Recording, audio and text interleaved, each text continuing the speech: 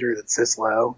I mean, what a really low under at 119. I could not take the over in this game, though. I wouldn't take the over with your money. So, well, maybe with your money. Well, thank you. I'm just kidding. No, but I don't like the over. I think this could be a really low scoring game. You wouldn't think UC Irvine would want to turn this into a track meet. They don't usually play that way. They're a team that likes to win the low scoring games, win with their defense. I will say the trendy underdogs one, I want to give you a specific number. Teams get it that are favorite, getting 49% of public bets or less, are 58% ATS since 2005, and that's in the NCAA tournament overall.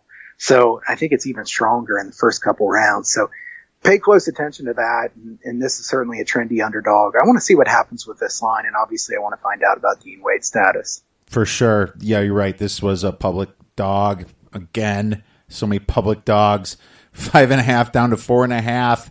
Yeah, I don't see a lot of K-State fans coming to this game unless Dean Wade was playing. Big West Conference, not that great of a conference. They haven't lost since January 16th. Their only top 50 win was against St. Mary's. They're drudged by double digits against Butler and Utah State early. That's UC Irvine. Irvine shoots well on the road, 45%, and they outscore their opponents by 8.2. But looking at the schedule, it's hard to get excited to bet them. K-State shoots only 42.3% on the road, but they outscore their opponents by 5.5, showing that great D. Now, everyone says Zion Williamson's the most valuable guy in college basketball, but looking at what K-State does with and without Dean Wade, they are completely bipolar. Without Wade, they got stomped by Marquette by 12, lost to Tulsa by 1, barely beat Southern Miss, and barely beat George Mason. So with Wade, they beat teams like Texas, Baylor, Iowa State, TCU, Oklahoma. They also really dominated their neutral games, winning 5 out of 6 of those. So the cap is simple. If Wade plays, I have Kansas State winning this game by 9, 65-56. Without Wade, it could be a flat-out loss. This is where I'm going to try to find out and beat the line move. So everybody pay attention here. I'll see if I can tweet it out when I get that injury news. But right now it's no play. And I like K-State if Wade is playing. Let's move right into Oregon versus Wisconsin. My badges. Wisconsin is now back to about 1.5 favorite. Over-unders 117. San Jose, California. You go first, Kyle. First of all, Wisconsin, a team that, Ethan Happ is so good. We've talked about this before. I think Ethan Happ means so much to this team. Like you said, he gets double teamed. He has to try to pass out of that double team. Wisconsin's guard play has not been very good at all at the end of the season. I'll say I had Wisconsin in that game against Ohio State. So I go against my team with Wisconsin. And the good news, I ended up winning the bet. And like I said online, the bad news is I lost a few years off my life. I mean, that was usually I'm very good at taking this. I do pretty good about not, getting too upset about losses, but that was going to be a really bad loss with Wisconsin. I think I had -2.5 there. So, when they get that huge lead and they give it away, I think, that was kind of a blueprint for teams. What Ohio State did with that press definitely bothered Wisconsin. Mm-hmm. And I don't think Ohio State's great at that press. It worries me for Wisconsin because Oregon's going to throw that zone press at Wisconsin. They're going to play that zone defense. Can Wisconsin beat that zone defense? I think that's the key to this game. If you had asked me going into it what I thought I was going to like, I would have probably said Oregon. You're only getting 1.5 points, though. And they did play in the Pac-12. The Pac-12, as bad as it is, I don't have any strong feel for this game. What do you think on this one? If Wisconsin gets beat by the press again, then Greg Gard's really got to go because I think everybody's been screaming this weakness. I mean, it's also the Hap free throws and some of the other teams. The guards have been playing terrible lately. But then sometimes when they play the middle class and under, they destroy them. It's like, who is this? Davidson hitting all his threes, Trice hitting all his threes. What is going on here? Oregon, the trendy underdog, the 12-5 upset. And it's easy to see why they finished off the Pac-12 in dominant fashion. Wisconsin struggled at the United Center only hitting 35% of field goals against Michigan State, 11% from 3, which was extremely bad. And I blame the guards for that. And I also blame the coaching a little bit, but that's another factor. That's another subject. This line went all the way to Oregon -1.5, and that's where I hit Wisconsin. The sharper bettors hit Wisconsin at that line as well, and then it went back up to 1.5. You look at all the power ratings. You look at all the Bart Torviks, the Ken Palms. They have Wisconsin by 4 or 5 points here, and if you're a fade the public sports bettor, then this is at least a no play for you, in my opinion. Right. You know, I think this is probably going to finish at about a pick 'em, in my opinion. I mean, does anyone care that Wisconsin's defense ranks 3rd in the nation? I don't know. That's what literally you're 3rd in the nation. And then what happened to the Pac-12 being so bad? What happened to the Pac-12 being one of the worst conferences and only deserves one team in? But then let's all go bet Oregon. So there's a lot of stuff that just doesn't make sense. But I think these teams, the Badgers shoot 43.9%, almost 44% on the road.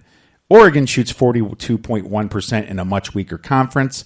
Wisconsin has some very experienced players on the team, just like you said. Ethan Happ, great big man. Davison played all last year. Trice was hurt, but he's played before. Iverson's been playing 4 years.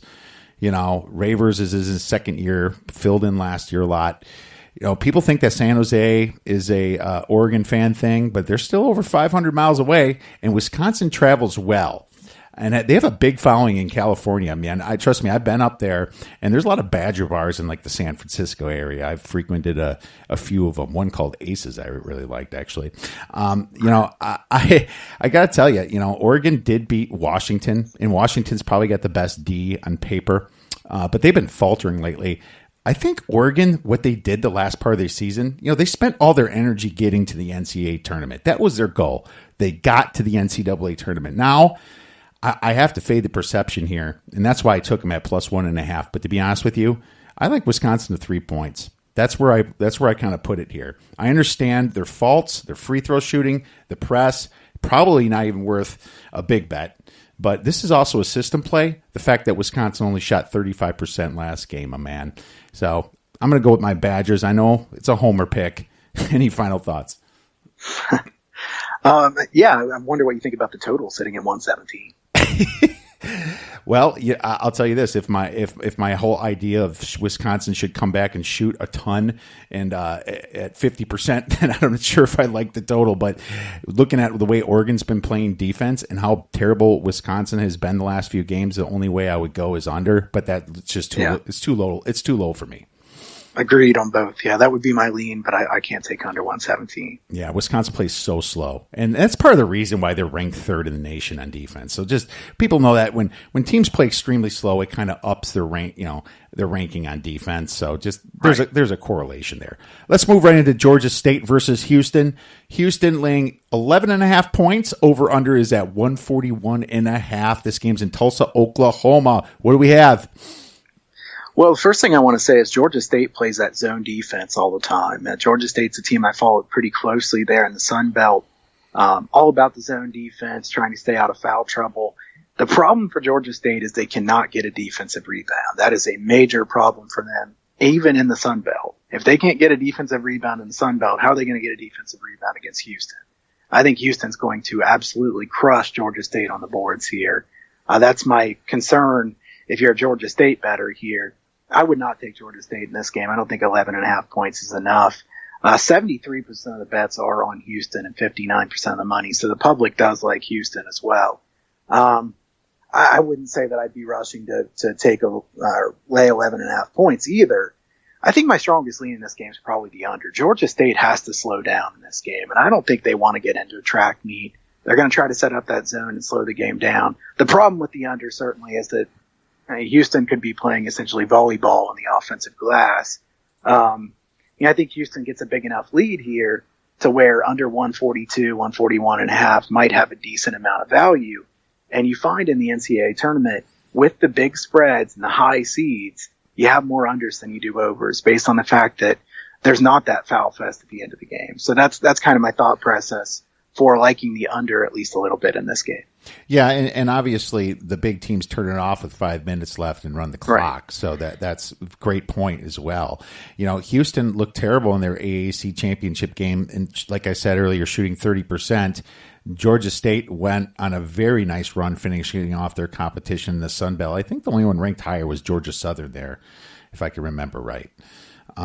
Houston's, they're a much better team when Corey Davis and Armani Brooks are hitting. Both of them shot less than 25% against Cincy. It was kind of like watching Wisconsin play Michigan State that last game, except Houston's looked at as a much better team. I think they would have lost to East Carolina that game. I'm sorry to say it, Kyle. I think Houston would have lost to East Carolina in that championship game. Georgia State's pretty good shooting on the road, 45%, but they've actually been outscored on the road by 1 point per game. The only top 65 teams that they faced was Liberty and Creighton, and Georgia State got destroyed by Liberty and Creighton. So Houston shoots 45% on the road, having a much harder schedule, and has an amazing 15-point variance on the road for points scored and points allowed. That's only second to Virginia. Virginia's got the biggest away variance, 16. Houston, they're next at 15, and then Gonzaga's at 13 when it comes to points away and points given up away. So that's some hopefully a fun fact for everyone to use. But Georgia State, their defense only ranks 137th in KenPom. This is, again, a system play for me. I'm going to bet Houston minus 11.5. I'm going against the narrative here. So any final thoughts? No, nothing else other than my dog, my puppy's here laying right beside me, keeps yawning. So if you can hear something, I think he's trying to get my attention. He wants to go play or something. I don't know if that means that we should take the underdog in this one. I don't think so. But, oh, geez. Well, that screwed up my karma here. Maybe your dog can fill out a bracket for us, because chances are, if he does, it'll be the first. See, it sounds like he wants to. He wants to be the next guest or something here on the podcast. But no, I think this is a lean to the under and nothing else for me in this game. Yeah, absolutely. I understand that completely. Let's move on to Liberty versus Mississippi State. Mississippi State laying 6.5. Over under is 134 in San Jose, California. Do you have any thoughts on this one? Yeah, I'll make this one pretty quick. I'd say Liberty getting 72% of the bets, 71% of the money here. This line has gone from 8 down to 6.5. I think this line might go to 6 here. So if you like Mississippi State, you probably go ahead and wait. Again, trendy underdog. Listen, the public loves underdogs the first weekend of March Madness. Public always bets favorites almost every time other than this. But the public is going to bet the underdogs in a lot of these games. Why are they betting the underdog in these games? Because somebody on TV told them that this upset could happen. Right. And that's the biggest point I would make here is that don't bet these games with the underdog because you heard somebody on TV say that they're going to put this in their bracket. If you want to bet Liberty here, have a different reason than that. That's fine. But, to me, both of these teams are overseeded. Two teams that I probably would have gone against if I had a better matchup. Liberty tries to slow down the tempo in a big way here. Maybe the under. I think Mississippi State's not as good as a normal 5 seed. I think Liberty probably should have been a 13 seed instead of a 12.